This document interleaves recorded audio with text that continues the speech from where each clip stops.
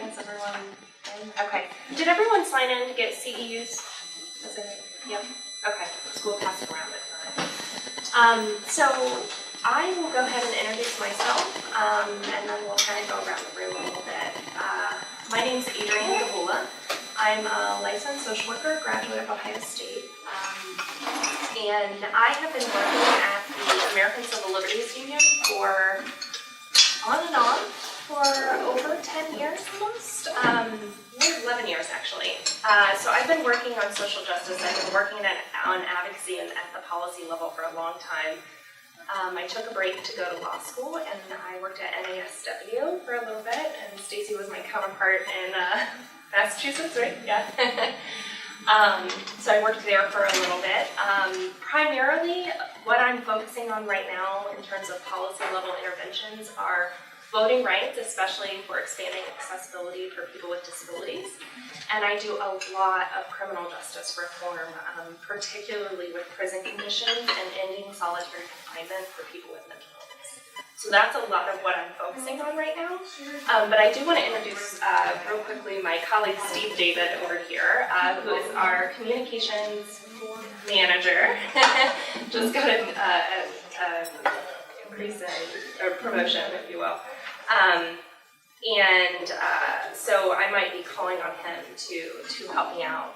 So what I was invited today from the college to talk about on an advocacy policy level, how do you be an activist in politically charged times? How do you show up and be authentic and be genuine? While also kind of being scared of saying the wrong thing, of showing up in the wrong kind of way, in the wrong kind of manner. And so what I would love to hear from you, just take a few minutes, tell me your name, tell me what issue you're really passionate about, and tell me why you chose this workshop. What do you want to get out of it? Who wants to start? We don't have to go linear. Yeah. You want to go back? I'm Carla Curtis. I'm a faculty member in the college. I'm a policy practitioner, and so it was just an area of interest for me. Right. I actually had 2 of your policy classes when I was in school, and I loved them both. Yes. Years and years ago, it feels like. Thank you for saying that. Yeah. And you had your hand up back here. I'm Gail Lowe. I'm a social worker at Columbus Public Health Department. Yeah. And I have a problem because I'll get myself in trouble because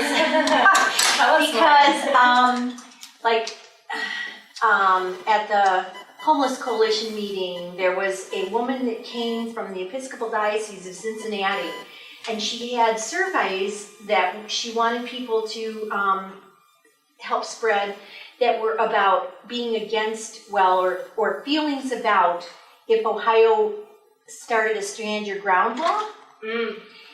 And so I, was presenting these, and it was like, as a city employee, oh my gosh, what? And so that's kind of my problem is, because it's easier to try and advocate for like city policies, but yet I work for the city, it's a little, and so trying to figure out, how I can work around things like that, and how, just the right way to do it and still keep my job. Right. Okay. But, yeah. Okay. Thank you. Who else? Tell me your name. What issue? Yeah. My name is Cindy Snyder. I'm a service coordinator for children with disabilities. I've been on the children's team for many years.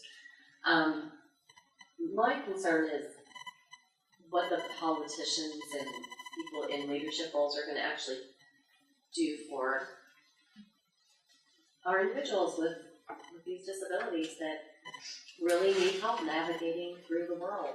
And what's going to happen with this political arena right now? I'm like, what is going Funding on? for social services is cut and cut and cut and cut. And what can we do to kind of step up for that? Right? And empower the people that we serve and provide services to. Empower them to say, hey, elected official, mayor, city council, don't close that center, don't do this, fund this, right? Because that's pretty powerful. It is hard.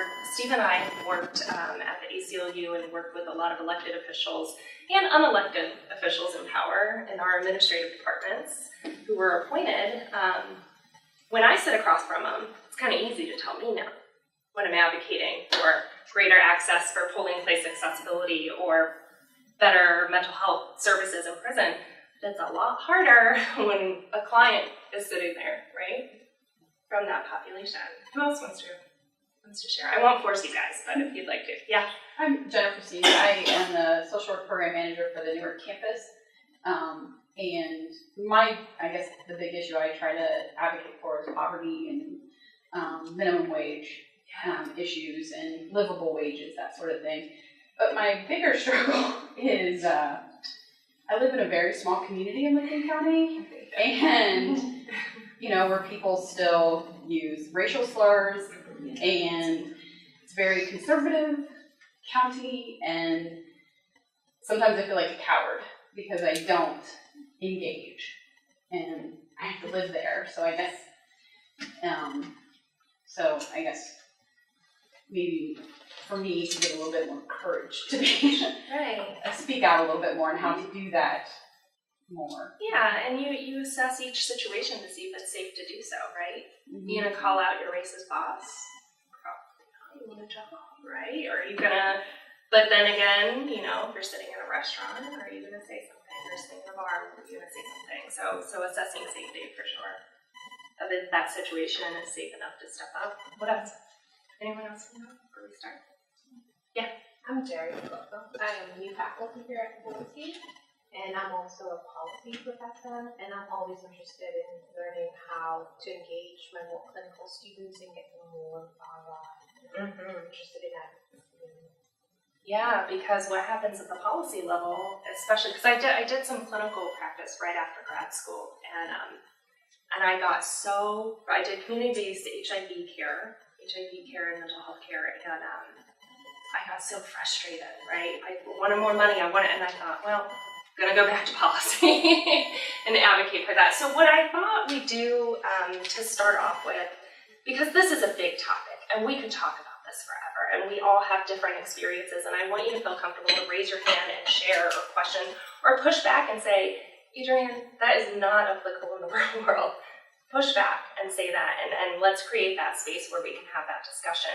Because we are living, I hesitate to use the word exciting, because I've been doing advocacy work since 2004, and I've been doing it on a wide range of issues, especially racial justice issues. But I don't want to say exciting, because the events that led us to this kind of mass consciousness is not okay and it's not acceptable, and we want to change that. But at the same time, people are engaged in such a way that I've never seen before.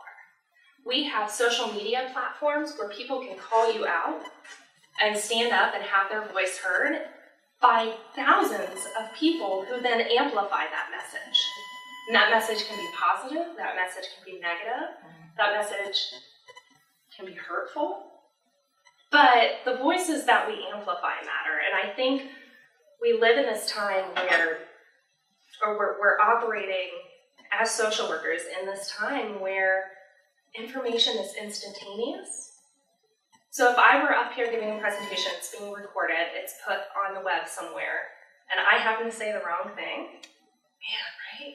That's nerve-wracking. Or you're even just sitting with a client saying something and you say the wrong thing, that's kind of really nerve-wracking.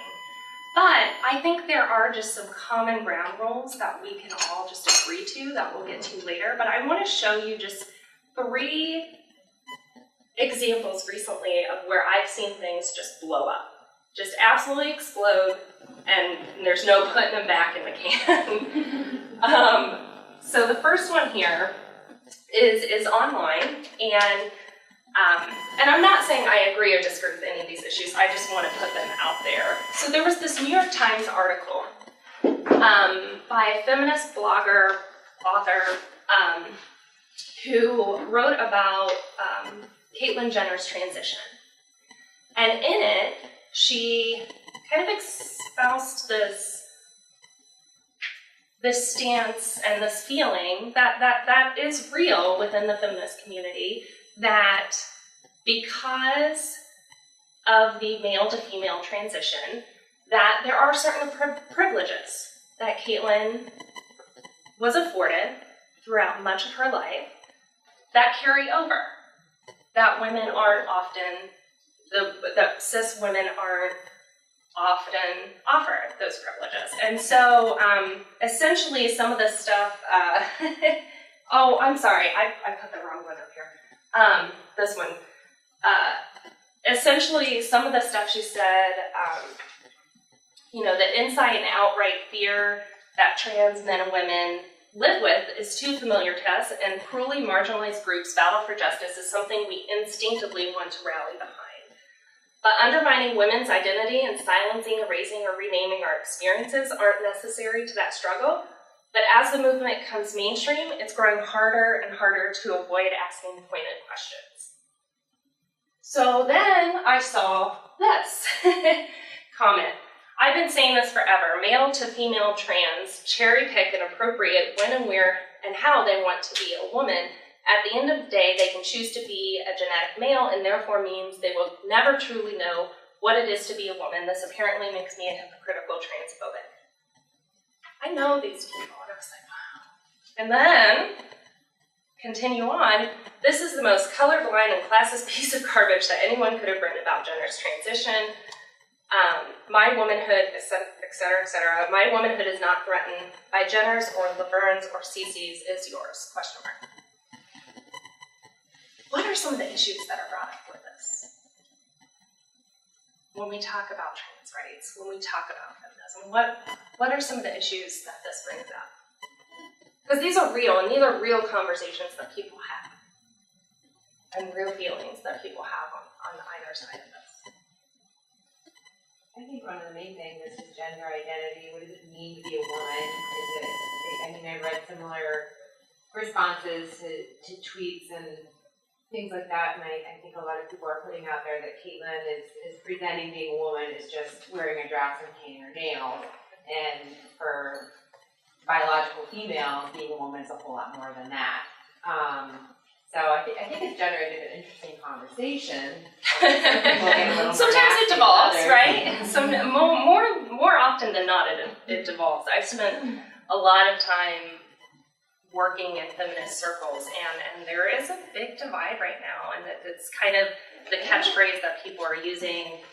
It's this academic term that has now become very common. TERF, trans exclusionary radical feminists, whereas your view of feminism maybe doesn't include trans rights. What else gets brought up here?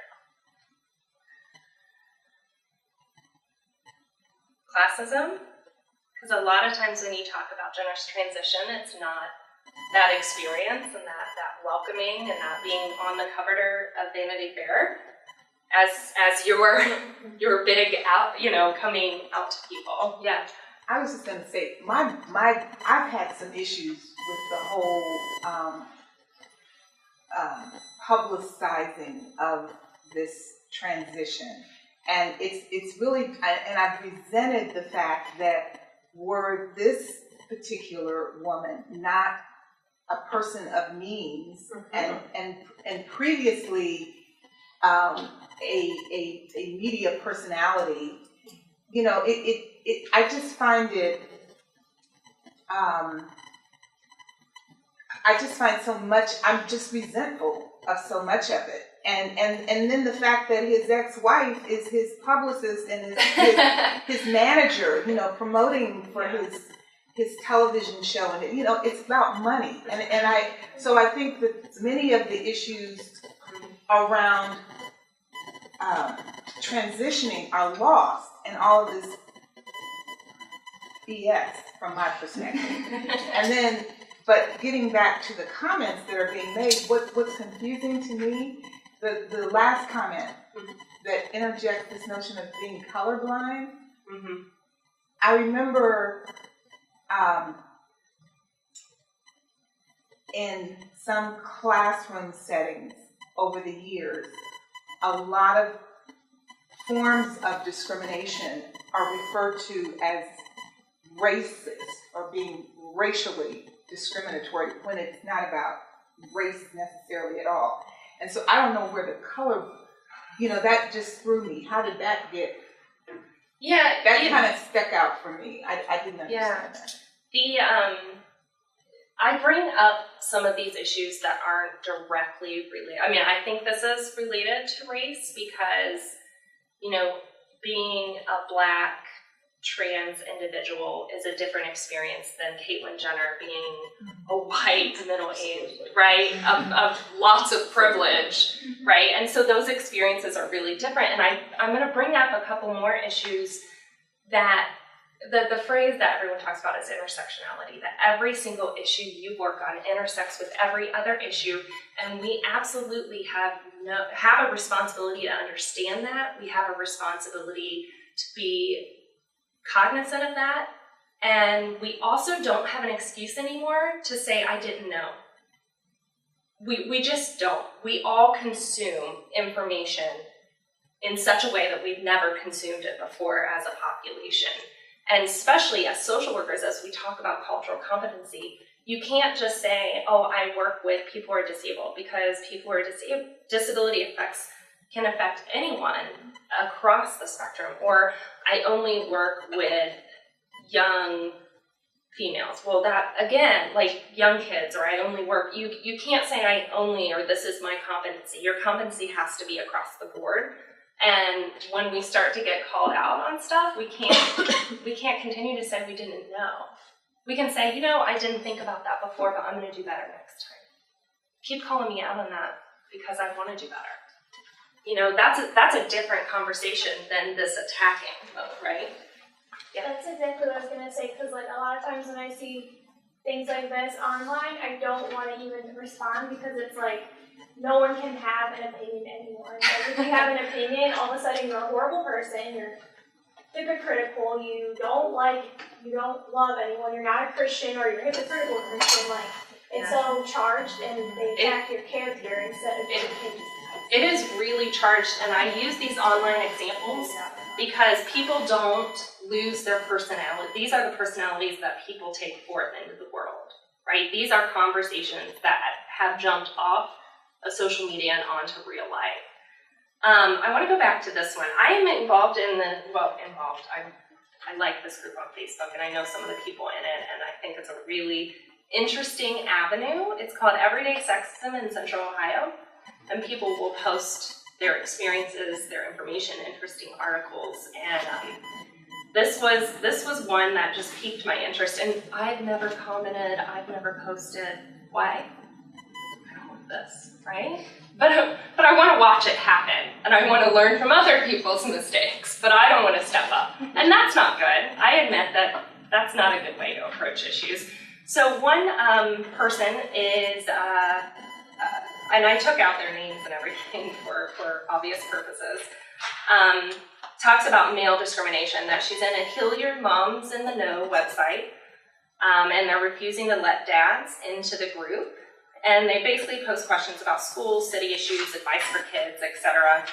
And then one of the responses was essentially, women need their own spaces. I was a stay-at-home mom for 9 years and led a mom's group, and it never could have been the intimate, safe space it was if we let male dads into the group. And then the same person who, from the original post, was essentially like, isn't this reverse racism or reverse sexism? Is that even a thing? Because we need to allow male voices into this group. And I thought that this was a really good, this right here. I spent a great deal of time sitting back and observing this group and refraining from comment, which is what I do. Ultimately, until we gain a deeper understanding of the vast definition of feminism or womanism, I believe that when situations like this are posed for discussion, it should be from the approach of discussion for developing thought and understanding versus labeling and condemnation. That's pretty big, right? Like, how do you even digest that? Like, what do you even mean by that? That's what I thought. When I read it, I was like, well, no, I get that. And there's not too much attacking. This is actually a really well-moderated group. There's not too much attacking. There's a lot of discussion. But clearly, this is a conversation about a mom's group that now is talking about reverse sexism and reverse racism. Is that really a thing? It's not. But and it just evolves into that. And really, that could be a really good discussion if it continued, but it stopped there. And this group does meet in person, so some of these ideas do jump to real life. So let's talk about Black Lives Matter. This was, we recently celebrated the 95th anniversary of the 19th Amendment, giving women the right to vote. And every single organization, I'm telling you across the board, and Steve, you can correct me because Steve handles a lot of the social media, not all of it. Almost every organization or person who's talked about celebrating the 19th Amendment got flack for not recognizing that wasn't all women. All women didn't gain the right to vote, right? Women of color didn't gain the right to vote until years and years later. And so it's almost like, okay, yeah, you can celebrate that, but use it as a catalyst to talk about all the things we still need to do, right? And recognize that the history lens through which we all learned is not really what happened. I remember my sister gave me this book when I was maybe in like junior high. It was Lies My Teacher Told Me. Blew my mind. And so it's again one of those, you can't say you didn't know, right? I like this. Black lives matter unless they interrupt white liberals, then white feelings matter. What was your guys' reaction when that happened? When the rallies were getting disrupted?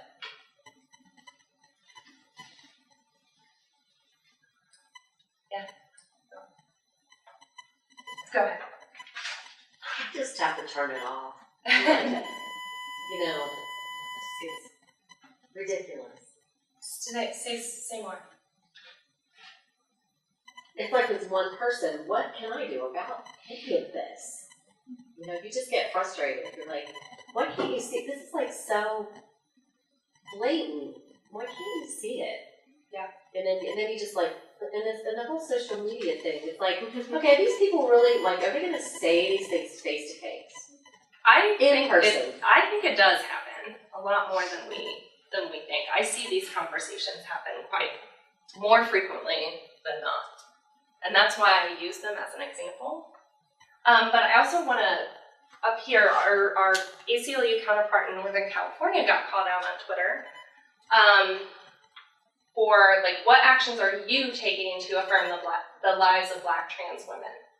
And then it was kind of a generic tweet from the ACLU. I honestly want to know, tweets are cute, but ...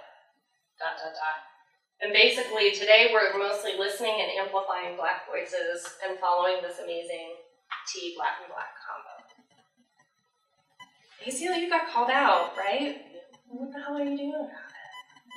And they couldn't say nothing, which is really what that was. So when we talk about issues, when you're thinking about your own work and your own, not just where you go in and get your paycheck from, but where you spend your personal activism, thinking about all of that together, when you take on an issue, it intersects with so many other issues, and it drills down that if you are not answering those questions, just be honest about it, right? Just step up and say, right now, it's just this issue. Like, that's all I have the energy to do, that's all we have the resources to do, but we recognize that this might be the next step, or this might be the next thing to do. Because as an organization, it's hard, resources are not abundant, right? And so you can't handle every single issue. So let me ask you this. How do you create an inclusive, safe space for people?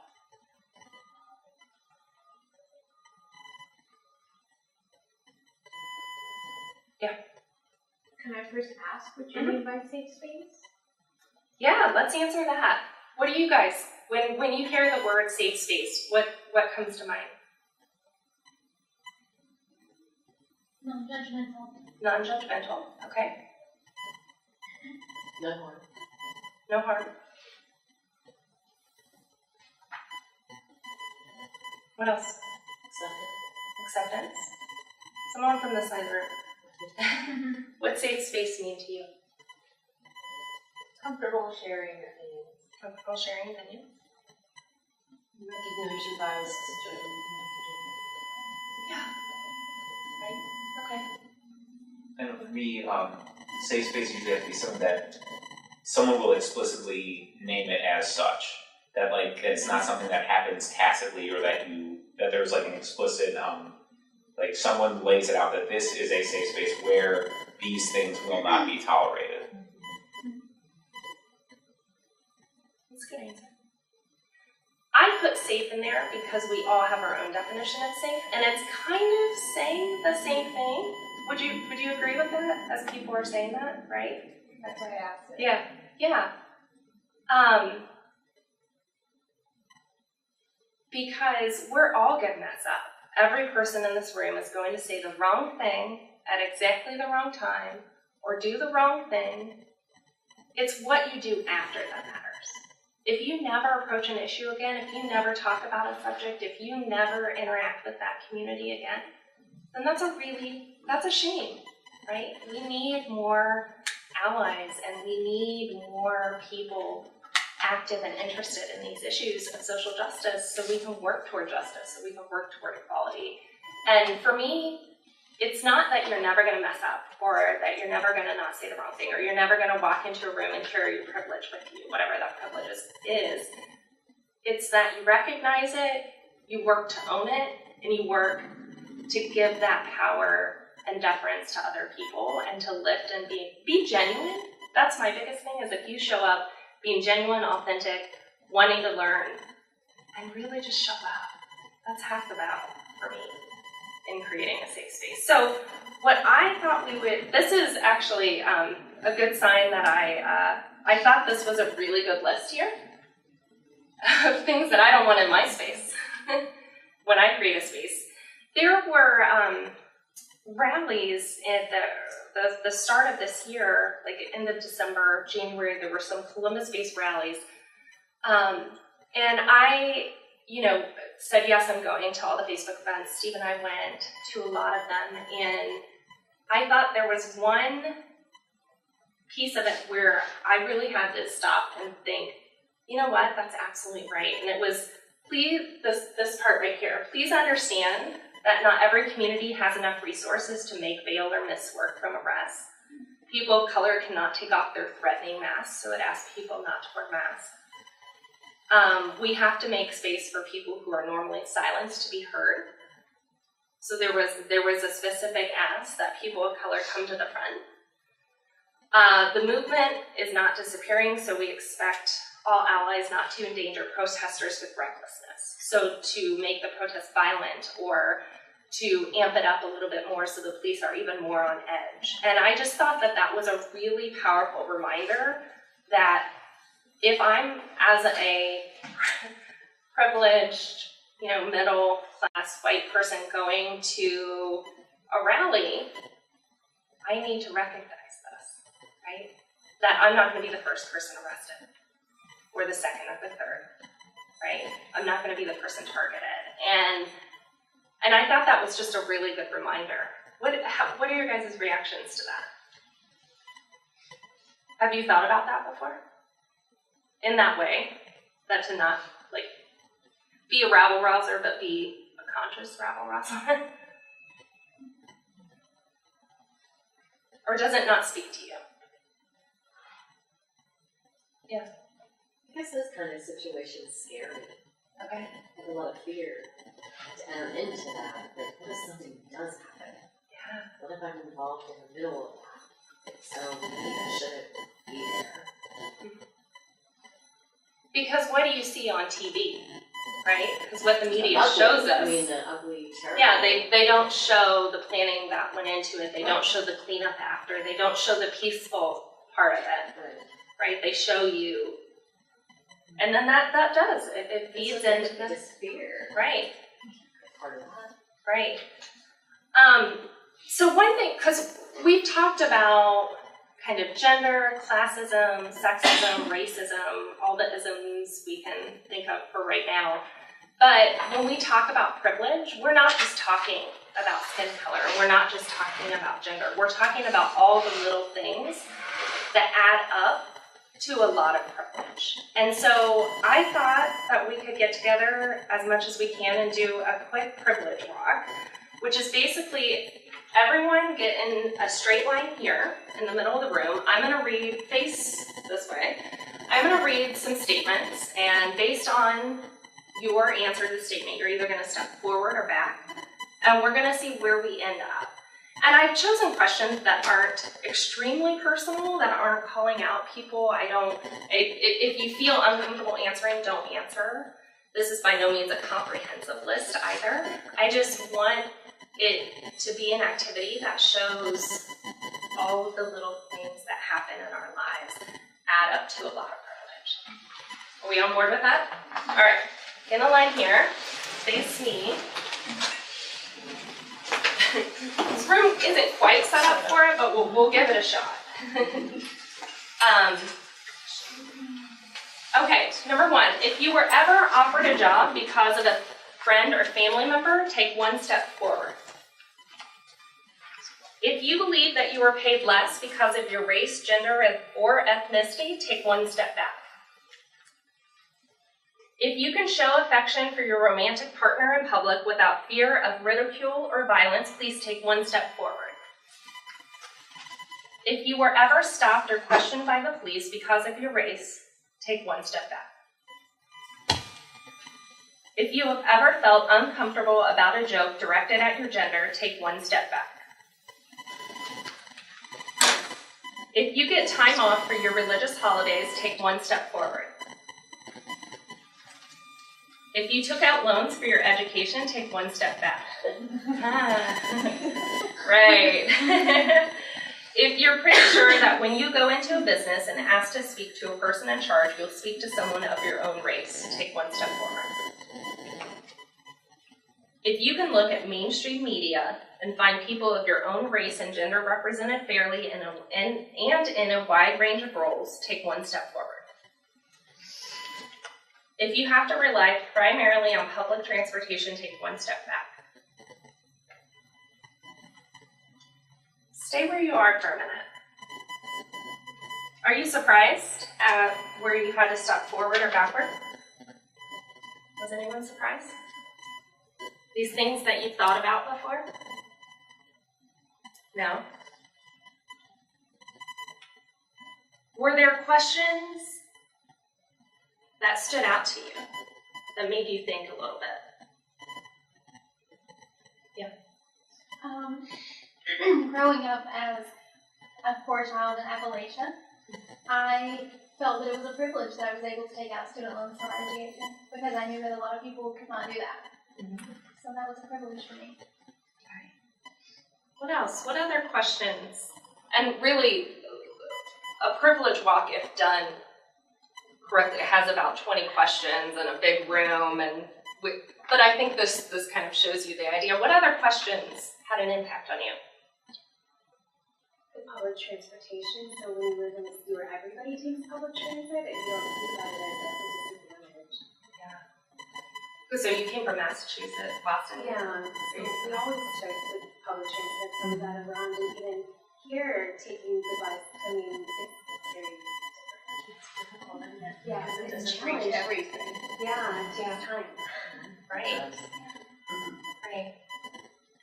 How do you guys feel about where you are in relation to others when you looked around to see who was taking a step forward or back? What came up for you? Yeah, well, for me, I'm a little conflicted. So every time you asked a question, I would ask myself, am I answering this from my American self or from my Kenyan self?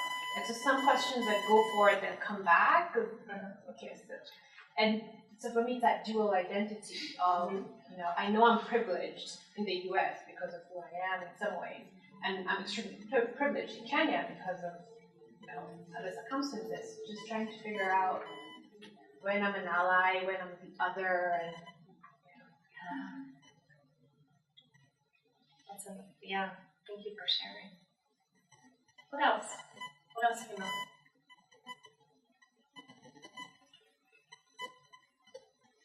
Okay, have a seat.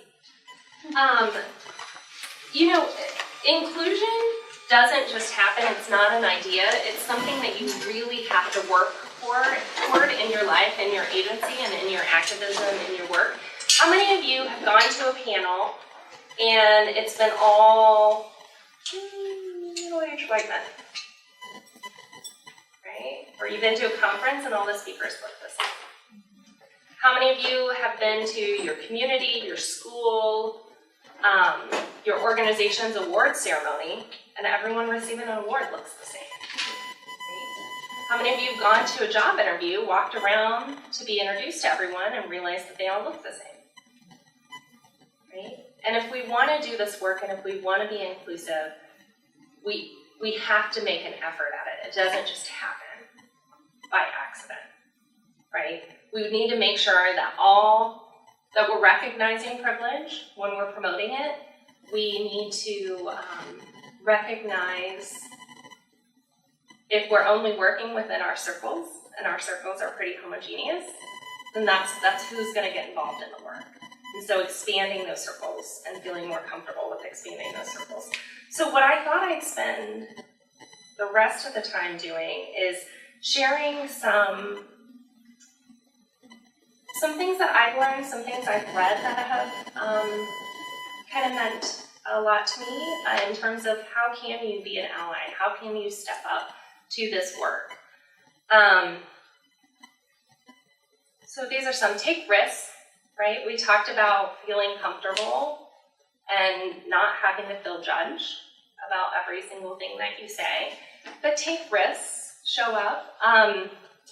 When I first started at the ACLU years ago, right out of undergrad, I was sent into a high school to give a Know Your Rights talk. What to do when you're stopped by the police. I know the information, I can go do this. And I was sent to a high school. We get invited by high schools all the time, usually near the end of the school year, you know, when the lesson plans are dying down. But nonetheless, we were invited, and I walked in, and it's predominantly high school young people of color. And I start with some scenarios, we start the stuff, and about midway, I will never forget this, about midway through, kid raises his hand, and I'm like, yeah, tell me, you know, what's going on? And I know I'm connecting with some people, and I know I'm not connecting with others, and they're high school students, you know, come on, it's high school. So I'm like, okay, yeah. One kid raised his hand and said, you know, I'm hearing you, I'm hearing that's what should happen, but Miss Adrian, that is not what happens in my life. I knew this, but how do you like set that discussion up of what should happen versus what shouldn't, and what you do about it? And so was I uncomfortable? Yeah, right? I had been on the job maybe like 2 months, and I stood there and I thought, you know, I can keep going like I was, or I can just stop right now and say, tell me more. And that's what I started with, and it ended up being the best discussion I've ever had with kids. Because when people get to tell their lived experience, that's really powerful, because a lot of these kids have never been listened to. And that's hugely powerful. Even if the situation that they're telling me is really crappy and it shouldn't happen, we can talk about what to do after, right? That you don't argue with someone, you don't argue your civil liberties with someone holding a gun. But do you remember the badge number? Do you complain later? That's how bad cops get off the force, is when enough people complain. And so we talk about what to do after. And it turned into a really great discussion. And I had, you know, I was at a crossroads when that happened. I could go this way, or I could go this way, or I could step into this muddied situation and feel really uncomfortable, but make people feel hurt. Have there been times where you wished you took a risk and didn't? Or where you've seen someone take a risk and go, yeah, that really worked? Do you want to share some of those?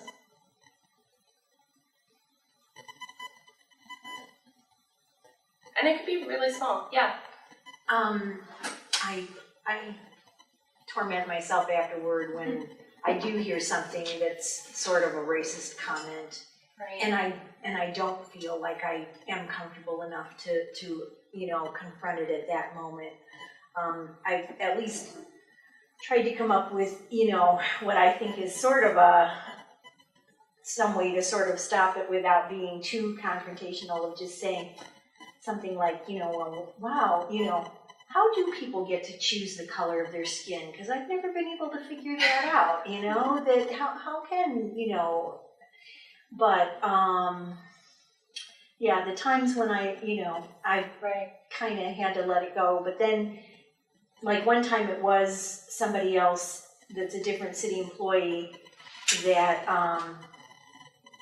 kind of later, when everybody was just, and I kind of just said that, and I've appreciated actually seeing this person nodding his head, and I'm thinking, hopefully, he's kind of, but, yeah, those are the times that I look back and I think, I should have said something to that, one of the idiots was my own brother who had Family talks. That's a whole. We could do a whole yeah, other workshop on yeah. how to talk to family members, right?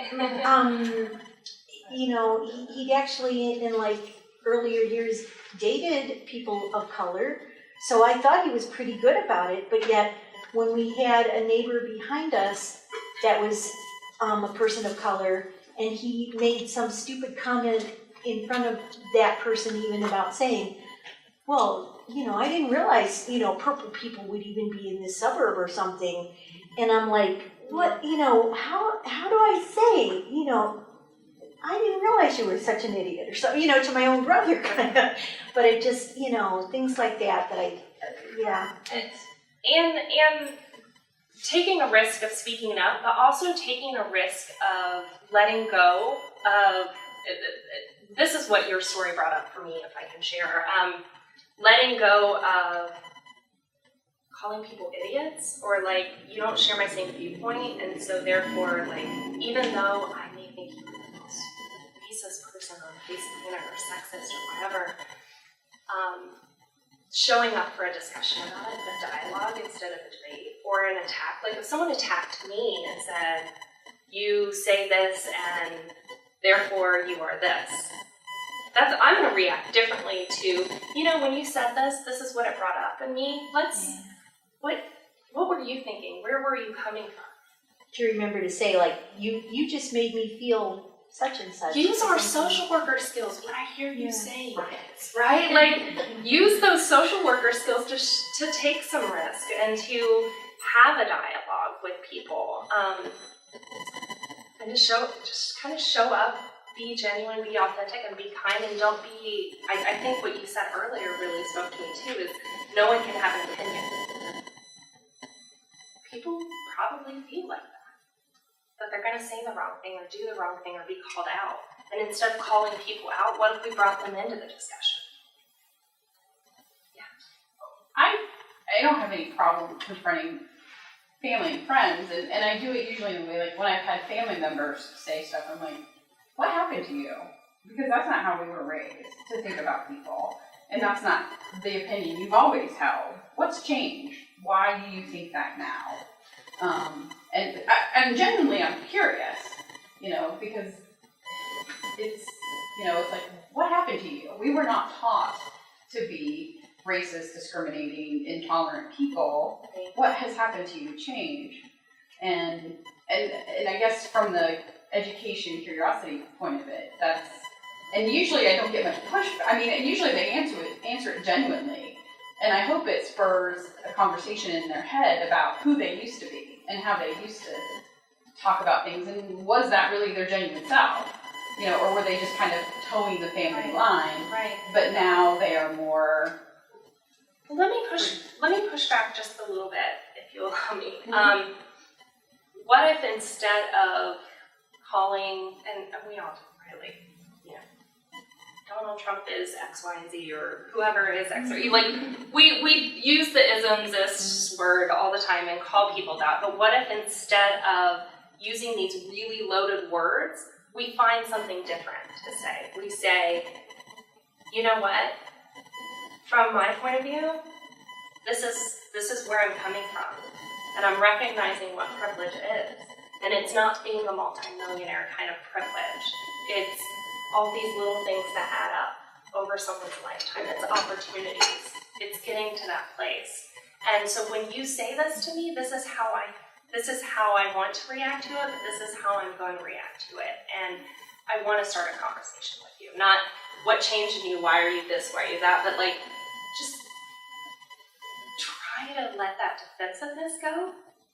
as much as possible, and it's not easy all the time, because how many of you like being called out on stuff? No one does.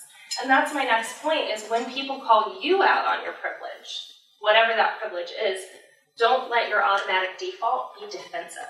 Be like, no, I'm a social worker, right? I work in social services. I worked at the ACLU for years. I work on social justice. I can't possibly have these biases. My answer has started to be, you know what? Thank you. I appreciate it. I want you to keep doing it, and I'm going to keep showing up with you on this. And that's a totally different conversation than, no.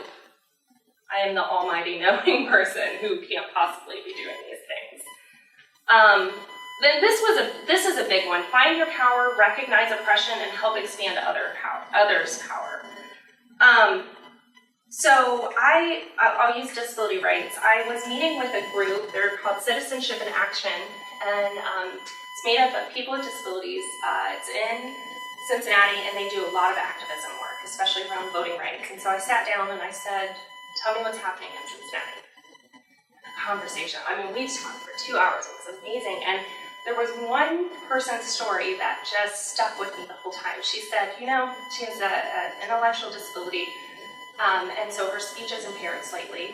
And so you have to really kind of focus in on it, because it's different than, the speech that I hear every day. And so I focused in to really understand what she's saying. And she said, when I go up to a polling location to check in, give them my ID, they ask me if I'm drunk.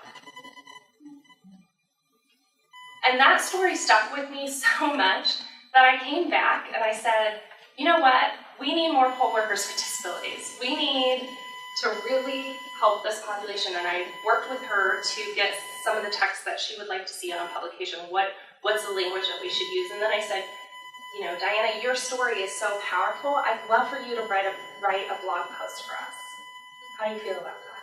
Right? Like, amplify her voice. Instead of me telling you the story, although I think it's pretty powerful, let's amplify her voice. Let's do train the trainer for populations that we say, you know what, maybe I'm not the best person to go into schools where it's primarily kids of color. Maybe I'm going to train you with this information and knowledge, this legal background that I have, so that you can go in and answer questions and go into those schools. Or we're going to take the seniors who really want to do it, and we're going to train you to give this information to your peers, right? It doesn't have to be this top-down approach. And another one that personally that I try to do is, a lot of times the ACLU, the media calls us a lot because we sue the government a lot. Media just calls about it, right? But if they are calling, or if we're getting speaking engagements about a certain topic where people are really doing it better than us. People are organizing it better, especially that rally, the people that I shared earlier.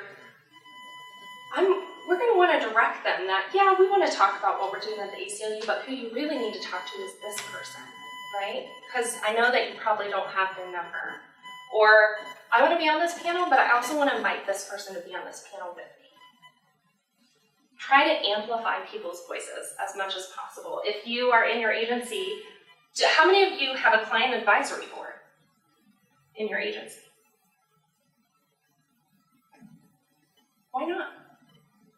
Right? Why shouldn't they have a say in what services you provide?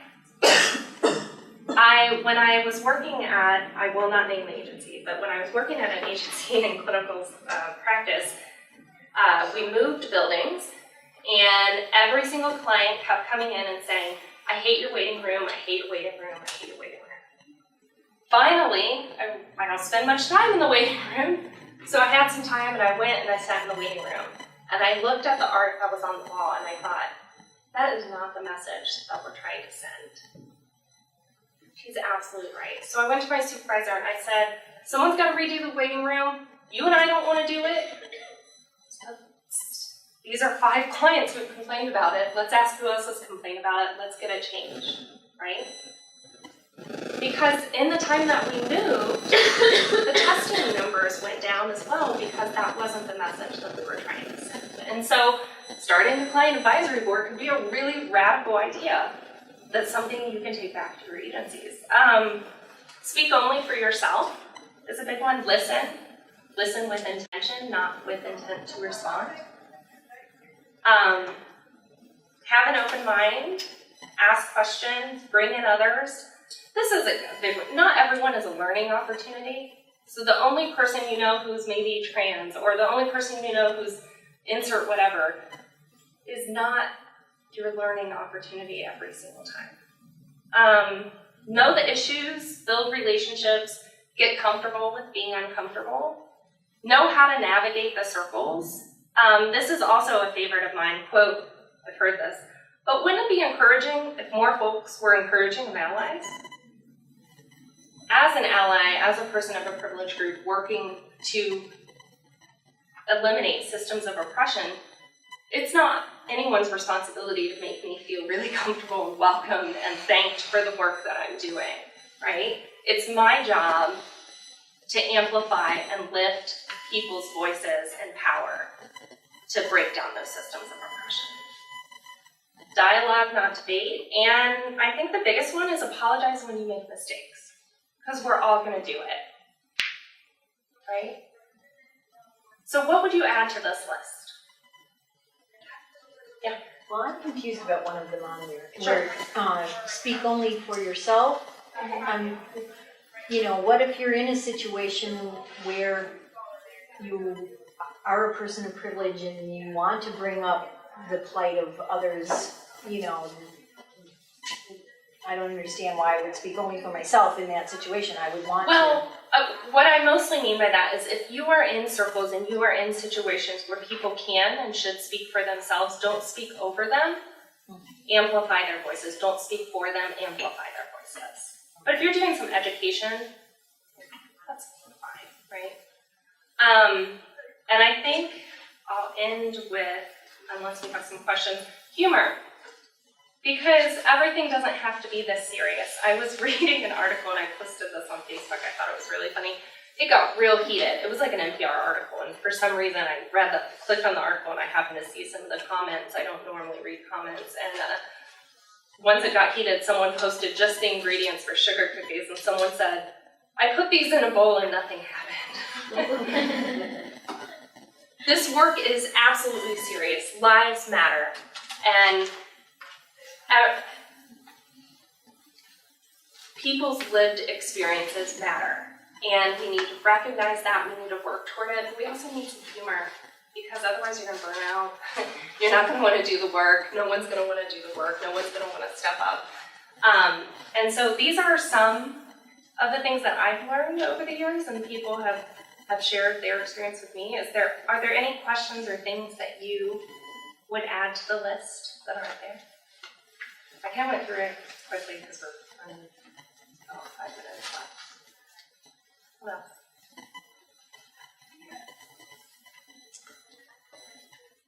What did this bring in? Did any of this kind of spark any thoughts that you came into this room with that maybe you're leaving with different thoughts?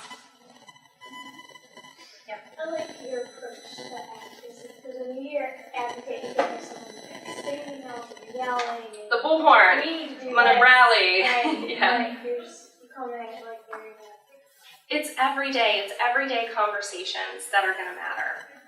Because like you said, are we gonna change the Donald Trumps of the world? Are we gonna change redistricting so that who we get elected? Are we gonna change it?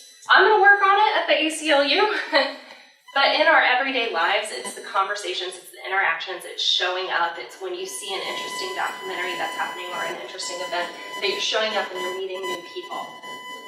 And that when you can, you're amplifying people's voices and you're changing lives. And that's what we're trying to do as social workers. And I agree, I've always thought that advocacy is every day. You guys advocate for your clients every single day. It doesn't have to be that you're lobbying. Right? How many of you are going to go start a client advisory board? Yes. Are there any other comments, thoughts? I was just gonna say, I come from an all-white rural Pennsylvania area Mm-hmm. in western Pennsylvania, and when I moved to Columbus, I was like in culture shock. But the